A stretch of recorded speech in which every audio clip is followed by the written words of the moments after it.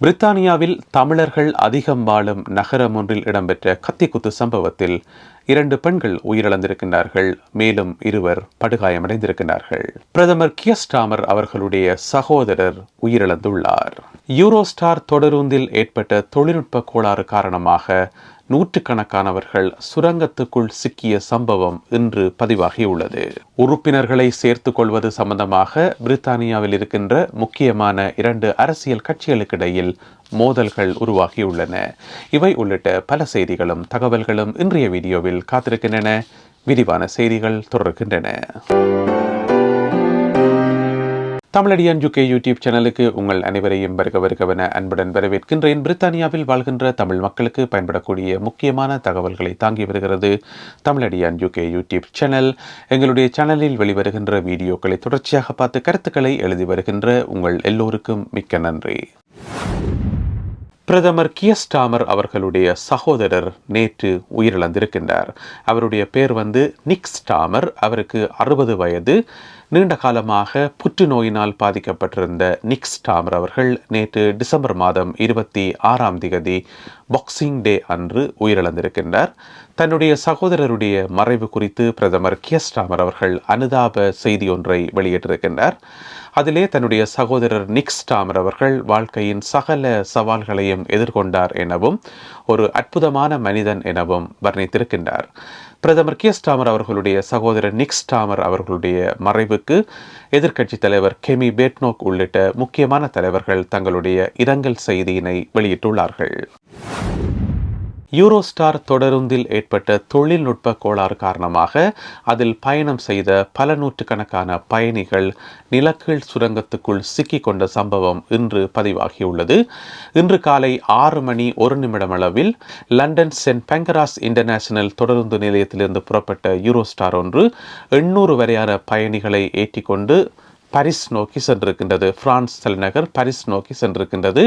காலை 9:20 அளவில் பாரிஸை சென்றடைய வேண்டிய இந்த தொடருந்து ஆங்கில கால்வாயின் கீழே அமைக்கப்பட்டிருக்கின்ற சுரங்கப்பாதையினுள் தொழில்நுட்ப கோளாறு காரணமாக நிறுத்தப்பட்டிருந்தது. கிட்டத்தட்ட 6 மணி நேரம் அங்கே நிறுத்தி வைக்கப்பட்டிருந்தது. அதன் பின்னர் தொழில்நுட்ப கோளாறு நிவர்த்தி செய்யப்பட்டு தொடருந்து உடனடியாக கலே பகுதியில் இருக்கின்ற இன்னும் ஒரு தொடருந்து நிலையத்துக்கு கொண்டு செல்லப்பட்டு அங்கிருந்து பயணிகள் வேறு ட்ரெயினில் மாற்றப்பட்டு பாரிஸ் நோக்கி அனுப்பி வைக்கப்பட்டார்கள். எனவே கடலுக்கு அடியில் இருக்கிற சுரங்க பாதைக்குள் திடீரென மின்சாரம் நின்றதன் காரணமாகவும் கடுமையான இருட்டு நிலவியதன் காரணமாகவும் அந்த தொடருந்தில் பயணித்த பயணிகள் மத்தியில் அச்சத்தை ஏற்படுத்தியிருந்தது. உறுப்பினர்களை சேர்த்துக் கொள்வது சம்பந்தமாக பிரித்தானியாவில் இருக்கின்ற 2 முக்கியமான கட்சிகளிடையே இப்பொழுது மோதல்கள் வெடித்திருக்கின்றன. இந்த மோதல்கள் அவர்கள் சமூக வலைதளங்களில் மோதிக்கொண்டிருக்கிறார்கள். அந்த 2 கட்சிகளும் எதென்று பார்த்தீங்கன்னு சொன்னால், ஒன்று கன்சர்வேட்டிவ் கட்சி, மற்றது ரிஃபார்ம் UK கட்சி. உங்களுக்கு தெரியும், இந்த ரிஃபார்ம் UK கட்சி அண்மை காலமாக ஒரு பாரிய வளர்ச்சி நோக்கி போய்கொண்டிருக்கிறது. எனவே இந்த வாரம் ரிஃபார்ம் UK கட்சி அதனுடைய உறுப்பினர்களுடைய எண்ணிக்கை கன்சர்வேட்டிவ் கட்சியில் இருக்கிற உறுப்பினர்களுடைய எண்ணிக்கை விட அதிகமாயிட்டு தான். அப்ப நிறைய பேர் உறுப்பினர்களாக சேர்ந்து கொண்டே இருக்கிறார்கள்.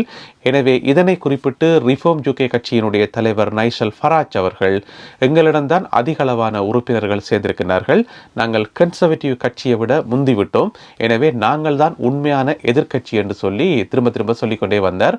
இதற்கு பதிலடி வழங்கி இருக்கும் கன்சர்வேட்டிவ் கட்சியினுடைய தலைவர் கெமி பேட்னோக் அவர்கள் குறிப்பிடுகின்ற இலக்கம், அதாவது ரிஃபார்ம் UK கட்சியினர் குறிப்பிடுகின்ற அந்த உறுப்பினர்களுடைய எண்ணிக்கை ஃபேக் ஆனது என்று சொல்லியும், அதாவது பொய்யானது என்று சொல்லியும், அது உண்மை இல்லை என்று சொல்லியும் கெமி பேட்னோக் அவர்கள் குறிப்பிட்டிருக்கின்றார்.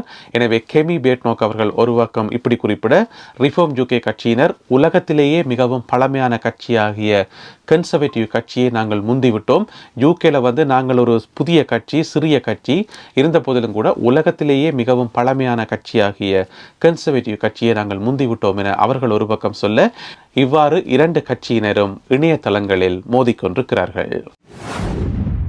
டிசம்பர் மாதம் 27ஆம் தேதி வெள்ளிக்கிழமை இன்று யூரோஸ்டார் தொடருந்திலிருந்து ஏராளமான பயணிகள் வெளியேற்றப்பட்டமை போலவே லண்டனில் இருக்கின்ற பிரிட்டிஷ் மியூசியத்திலிருந்து ஏராளமான பார்வையாளர்கள் வெளியேற்றப்பட்டிருக்கின்றார்கள்.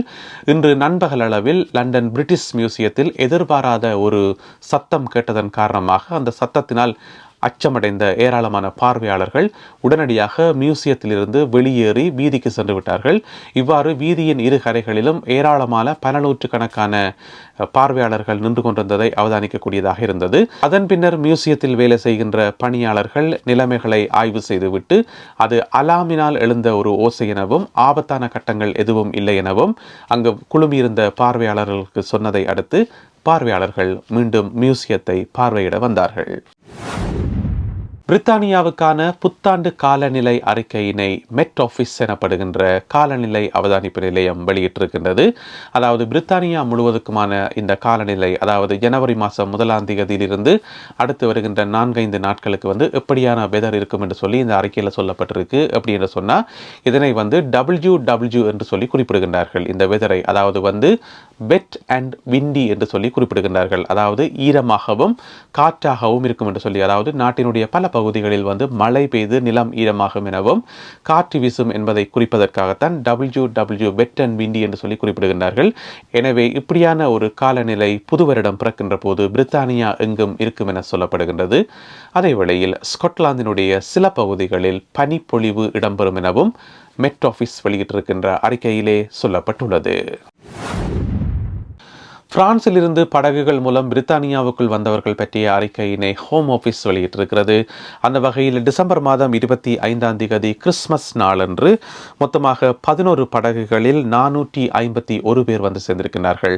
கிறிஸ்துமஸ் நாளன்று 11 படகுகளில் 451 பேர். உங்களுக்கு ஞாபகம் இருக்கும் நினைக்கிறேன், 4-5 நாட்களுக்கு முதல் எங்களுடைய செய்தி அறிக்கையில் நாங்கள் சொல்லியிருந்தோம் என்னென்று சொன்னால், இந்த ஆட்களை கடத்தி கொண்டு வருபவர்கள் இந்த கிறிஸ்துமஸ் தினத்தை முன்னிட்டு ஆஃபர் போட்டுக்கிறார்கள் என்று சொல்லி, அதாவது குறைந்த விலைகளில் ஆட்களை அழைத்து வருவோம் என அவர்கள் ஆஃபர் கொடுத்திருக்கிறார்கள்.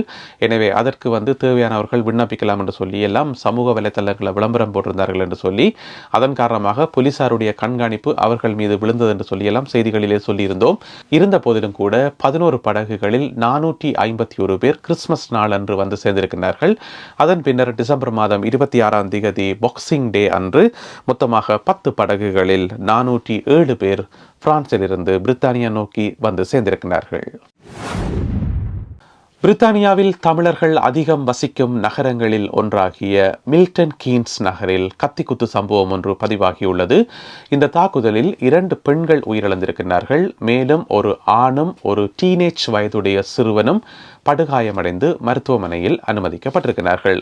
இந்த சம்பவம் கூட கிறிஸ்துமஸ் நாளான டிசம்பர் மாதம் 25ஆம் தேதி பதிவாகி இருக்கின்றது. மாலை 6:30 அளவில் மில்டன் கீன்ஸ் நகரில் இருக்கின்ற பிளட்ச்லி என்று சொல்லப்படுற ஒரு கிராமத்தில் அங்கு இருக்கக்கூடிய சாண்டா குரூஸ் அவென்யூ என்று சொல்லப்படுற இடத்துல மாலை 6:30 அளவில் இந்த கத்திக்குத்து சம்பவம் பதிவாகி இருக்கின்றது. இந்த தாக்குதல் காரணமாக 38 மற்றும் 24 வயதுகளை உடைய 2 பெண்கள் அந்த இடத்திலேயே உயிரிழந்திருக்கின்றார்கள். மேலும் ஆண் ஒருவரும் டீனேஜ் வயதுடைய சிறுவன் ஒருவரும் படுகாயமடைந்து மருத்துவமனையில் அனுமதிக்கப்பட்டிருக்கிறார்கள். அவர்களுடைய உயிருக்கு எந்தவிதமான ஆபத்தும் இல்லை என மருத்துவமனை வட்டாரங்கள் தெரிவிக்கின்றன. அதேவேளையில் இந்த தாக்குதலை நடத்தினார் என்கின்ற குற்றச்சாட்டின் அடிப்படையில் 49 வயதுடைய நபர் ஒருவரை போலீசார் கைது செய்து தற்பொழுது விசாரித்து வருகிறார்கள். இந்த 2 பெண்கள் இறக்கின்ற போது கூடவே அவர்களுடைய வளர்ப்பு நாயும் இறந்திருக்கின்றது. இந்த தாக்குதலை நடத்திய நபர் அந்த வளர்ப்பு நாய் மீதும் மோசமான முறையில் கத்திக்குத்து தாக்குதலை மேற்கொண்டதன் காரணமாக அந்த நாயும் உயிரிழந்திருக்கின்றது. ஒருவேளை இவர் தாக்குதலை மேற்கொள்கின்ற போது அந்த நாய் குலைத்திருக்கலாம். அதனால் அயலவர்கள் உசாராகி விடுவார்கள் என்கின்ற அச்சத்தில் அந்த நாய் மீது தாக்குதல் நடத்தினாரா அல்லது குறிப்பிட்ட இந்த நபர் மனநலம் பாதிக்கப்பட்டவரா என்பது சம்பந்தமான தகவல்கள் உடனடியாக வெளிவரவில்லை. போலீசார் இது சம்பந்தமான விசாரணைகளை மேற்கொண்டு வருகிறார்கள். நல்ல அன்பான உறவுகளை இத்துடன் இன்றைய செய்திகளும் தகவல்களும் நிறைவு பெறுகின்றன. இந்த செய்திகளும் தகவல்களும் உங்களுக்கு பயன்மிக்கதாக இருந்திருக்கும் என நம்புகின்றேன். அப்படி பயன்மிக்கதாக இருந்தால் இந்த வீடியோக்கு ஒரு லைக் போடுங்க. இந்த வீடியோவை உங்களுடைய உறவினர் நண்பர்களுடன் ஷேர் பண்ணுங்க. மீண்டும் மற்றொரு வீடியோவில் உங்களை சந்திக்கின்றேன். அதுவரை நன்றி, வணக்கம்.